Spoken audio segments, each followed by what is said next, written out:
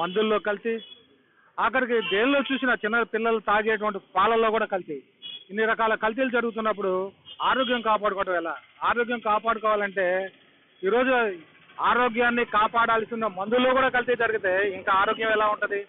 అలాంటప్పుడు మళ్ళా పాత పద్ధతిలో, ఎప్పుడైతే పూర్వకాలం పాత పద్ధతుల్లో ఏ విధంగా అయితే కొనసాగాయో ఆ పద్ధతులకు వస్తే తప్ప ఆరోగ్యకరమైనటువంటి ఆహారం మనం తినలేము అనేటువంటిది పెద్దలు నిర్ణయిస్తున్నారు. అందులో భాగంగా ఇప్పుడు ఏంటంటే వ్యవసాయం కూడా గ్రామీణ ప్రాంతాల్లో ఈ రోజున ప్రతి ఒక్కళ్ళు జరుగుతుందంటే, మనం ఇదివరకు గతంలో ఎట్లయితే పెంట పోగేసి ఎరువులేసి ఆవు పేడ లేదంటే గేదెల పేడలతోటి ఏదైతే పంటలు పండించుకుంటూ వచ్చామో అదే విధంగా ఈ రోజున మనం నూనెలు తీసుకోవాలనుకోండి. నూనెలు తీసుకోవాలంటే ఎప్పుడైతే మనం మంచి నూనె తయారు చేసుకోవాలంటే, వేరుశనగ నూనె తయారు చేసుకోవాలంటే ఏ విధంగా గానుగులలోకి వెళ్ళి తయారు చేసుకొని ఆ గానుగుల్లో తెచ్చిన నూనె వాడుకుంటున్నామో ఆ పద్ధతిలోకి ఈ రోజు రాకపోయేటట్టయితే మంచి నూనె సరైన పద్ధతుల్లో దొరికే పరిస్థితి లేదు.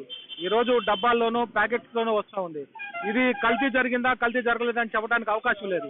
అందుకనే ఇప్పుడు గానుగుల ద్వారా తయారు చేసుకొని, అంటే మన కళ్ళ ముందే వేరుశనగలు వేసుకొని గానుగు తిప్పుకొని 100% పర్ఫెక్ట్గా ఉండేలాగా నూనె తయారు చేస్తున్నటువంటి గానుగులు ఏర్పడ్డాయి.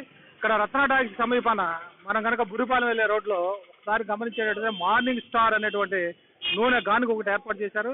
అందులో ఈ నూనెలు తీసి ప్రజలు ఎవరైతే వినియోగదారులు ఉన్నారో వాళ్ళ దగ్గరుండి ఆ నూనెను తయారు చేయించుకొని తీసుకెళ్ళొచ్చే పరిస్థితి ఏర్పాటు చేశారు. కాబట్టి ఆ నూనె గానుగ ఎలా ఉందో ఆ గానుగలో ఎలా వేసి ప్రజల ముందు ఆ నూనె తీస్తున్నారో ఒకసారి లోపలికి వెళ్ళి చూస్తున్నారండి.